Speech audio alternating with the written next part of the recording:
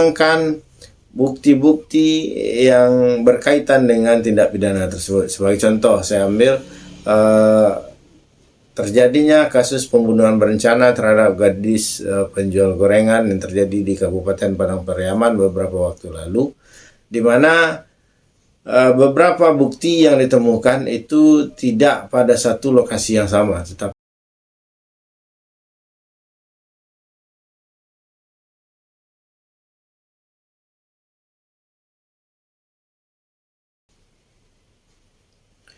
Assalamualaikum warahmatullahi wabarakatuh. Alhamdulillahirrahmanirrahim. Bersyukur kita dari Allah Subhanahu wa Ta'ala. Kita bertemu lagi dalam share tentang ilmu hukum, khususnya dalam hukum pidana. Kali ini dalam YouTube saya, Gusri Putra Dodi atau Gusri PD27.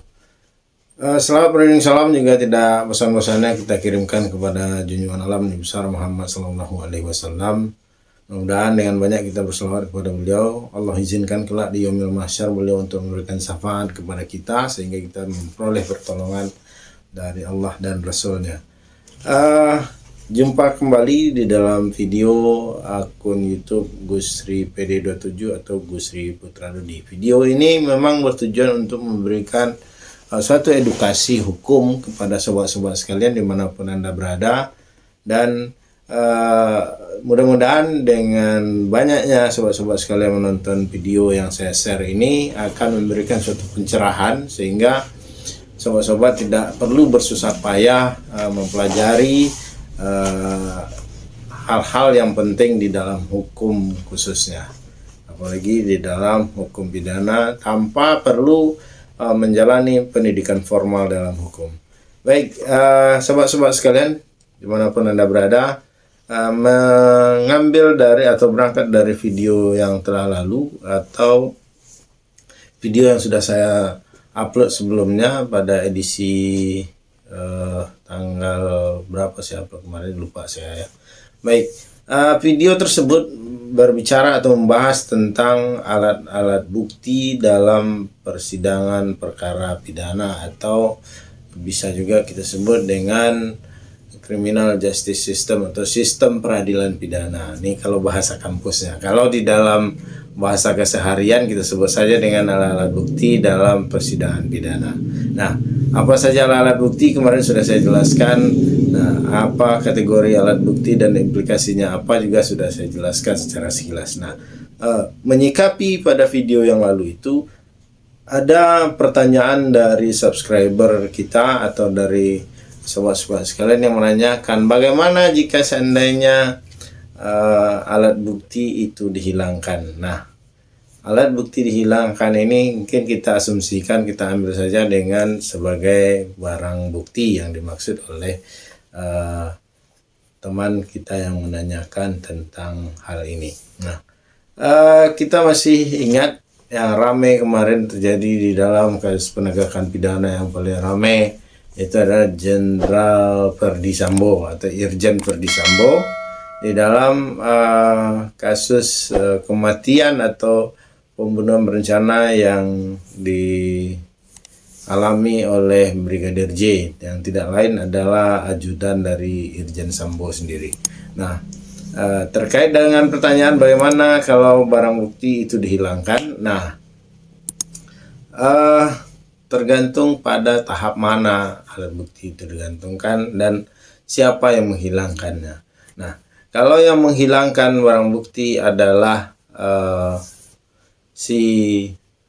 pelaku tindak pidana, maka itu ada sesuatu hal yang wajar dan lumrah, karena memang disitulah pekerjaan penyidik untuk menemukan barang bukti, menemukan bahwa perbuatan itu ada unsur pidana atau tidaknya, dan untuk membuktikan, mencari siapa tersangka yang pantas dilekatkan secara hukum yang melakukan perbuatan tersebut. Karena tidak semua orang bisa dijadikan tersangka, apalagi jika seandainya tidak ada hubungan sama sekali di dalam perbuatan pidana yang terjadi. Nah, inilah tugas penyidik. Nah, kalau bukti ini dihilangkan oleh si pelaku kejahatan, maka dia itu sudah lazim. Kenapa? Karena setiap orang yang melakukan suatu kejahatan atau suatu tindak pidana, pasti dia berusaha untuk menghilangkan perbuatannya, jejak-jejak perbuatannya, sehingga dia mencoba menghilangkan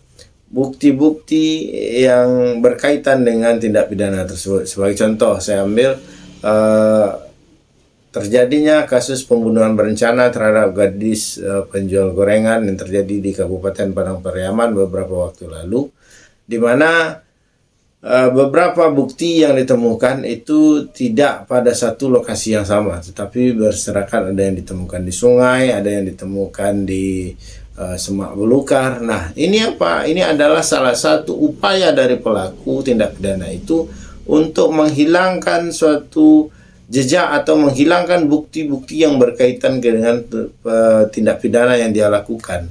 Nah, sama dengan halnya ketika bukti-bukti ini dihilangkan oleh pelaku tindak pidana lainnya, maka itu ada sesuatu yang wajar. Nah, ketika bukti atau barang bukti ini dihilangkan oleh pihak lain, nah maka ini akan menjadi permasalahan. Nah, inilah yang biasa kita sebut dalam istilah hukum itu dengan justice obstruction.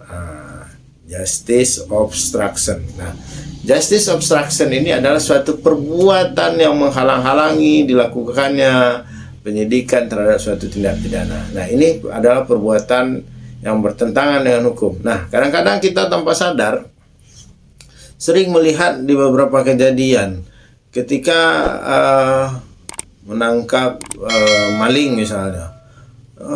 Bahkan ada beberapa warga atau beberapa masyarakat mungkin karena kasihan nanti malingnya takut dipukuli atau digebukin massa, maka dia sembunyikan. Nggak ada tadi orang, nggak ada lewat sini. Nah, ini termasuk kepada ranah justice obstruction atau menghalang-halangi proses penegakan hukum atau menghalang-halangi proses penyidikan. Ini adalah perbuatan yang salah yang tidak boleh dilakukan karena ini berpotensi menjadikan orang yang melakukan justice obstruction ini untuk dituntut secara pidana. Memang ancaman hukumannya tidak terlalu berat karena hanya 9 bulan penjara. Nah, tapi 9 bulan penjara kalau dihitung-hitung kalendernya di dalam penjara, yang namanya di dalam penjara pasti terasanya akan sangat lama.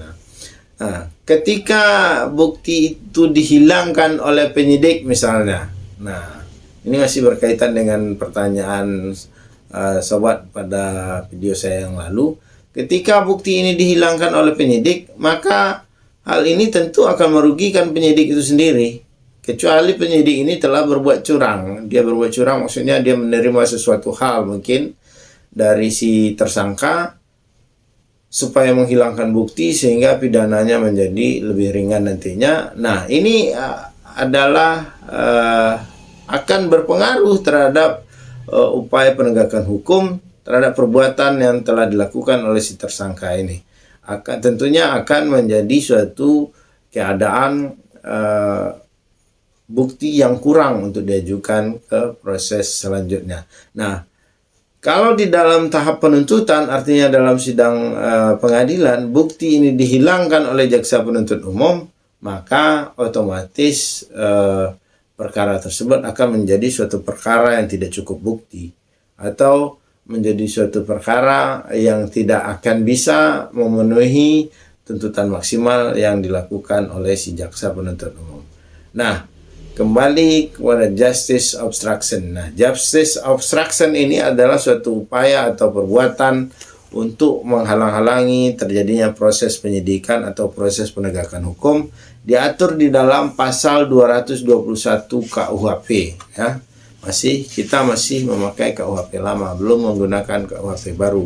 Nah, dalam pasal 221 KUHP dinyatakan ayat 1 diancam dengan pidana penjara paling lama 9 bulan atau pidana denda paling banyak Rp4.500.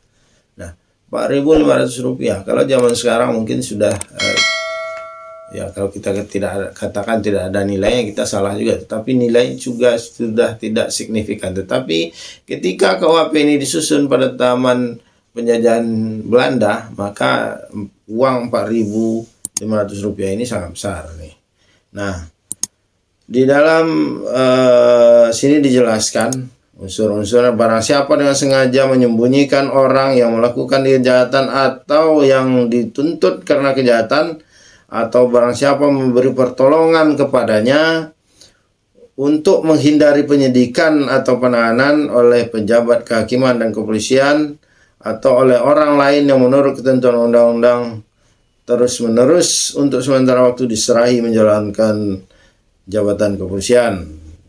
Barang siapa setelah dilakukan suatu kejahatan dan dengan maksud untuk menutupinya. Nah, jadi jelas di pasal 221 KUHP ini, KUHP ini maksudnya, jelas perbuatan yang dimaksud dengan menghilangkan barang bukti atau melakukan penghalang-halangan atau justice obstruction ini ada suatu perbuatan pidana.